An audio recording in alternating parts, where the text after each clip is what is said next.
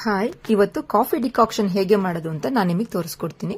ಫಸ್ಟ್ಗೆ ನೀರು ಮತ್ತೆ ಈ ತರ ಕಾಫಿ ಪುಡಿನ ತಗೋಬೇಕು. ಸ್ವಲ್ಪ ಕಾಫಿ ಪುಡಿ ಈ ತರ ಪುಡಿ ಪುಡಿ ಆಗಿದ್ರೆ ಚೆನ್ನಾಗಿ ಕಾಫಿ ಡಿಕಾಕ್ಷನ್ ಆಗುತ್ತೆ. ಈಗ ಈ ನೀರನ್ನ ಬಿಸಿ ಮಾಡ್ಕೊಳಕ್ ಇಟ್ಕೊಳ್ಳೋಣ. ಮತ್ತೆ ಈ ತರ ಫಿಲ್ಟರ್ ತಗೋಬೇಕು. ಈ ಫಿಲ್ಟರ್ ಅಲ್ಲಿ 2 ಪಾರ್ಟ್ ಇರುತ್ತೆ. ಒಂದು ಈ ತರ ಹೋಲ್ಸ್ ಇರಲ್ಲ, ಇನ್ನೊಂದ್ರಲ್ಲಿ ಈ ತರ ಹೋಲ್ ಇರುತ್ತೆ. ನೀವು ಬೆಟರ್ ಚಿಕ್ಕ ಚಿಕ್ಕ ಹೋಲ್ ಇರೋಂತ ಕಾಫಿ ಡಿಕಾಕ್ಷನ್ ಮೇಕರ್ ತಗೊಂಡ್ರೆ ಒಳ್ಳೇದು.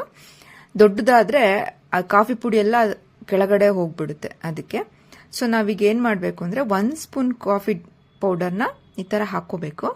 ಅದಾದ್ಮೇಲೆ ಈ ಫಿಲ್ಟರ್ನ ಚಿಕ್ಕದು ಒಂದು ಫಿಲ್ಟರ್ ಕೊಟ್ಟಿರ್ತಾರಲ್ಲ ಅದನ್ನ ಅದ್ರ ಮೇಲೆ ಪ್ಲೇಸ್ ಮಾಡ್ಕೋಬೇಕು. ಅದಾದ್ಮೇಲೆ 4 ಸ್ಪೂನು ಕಾಫಿ ಪೌಡರ್ನ ಹಾಕೋಬೇಕು. ಹಾಕಿದ್ಮೇಲೆ ನೀರ್ನ ಚೆನ್ನಾಗಿ ಕುದಿಸ್ಕೋಬೇಕು. ಈ ಕುದ್ದಿರೋ ನೀರ್ನ ಈ ಕಾಫಿ ಪೌಡರ್ ಒಳಗಡೆ ಹಾಕೋಬೇಕು.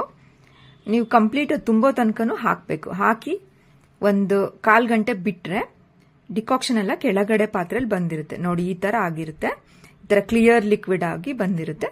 ಇದನ್ನ ನಾವು ಬೇಕಾದಷ್ಟು ಹಾಲಿಗೆ ಹಾಕಿ ಮಿಕ್ಸ್ ಮಾಡಿಕೊಂಡು ಕಾಫಿ ಮಾಡಿಕೊಂಡು ಕುಡಿಬಹುದು. ಡಿಕಾಕ್ಷನ್ ಮಾಡೋದು ತುಂಬಾ ಸಿಂಪಲ್. Thank you.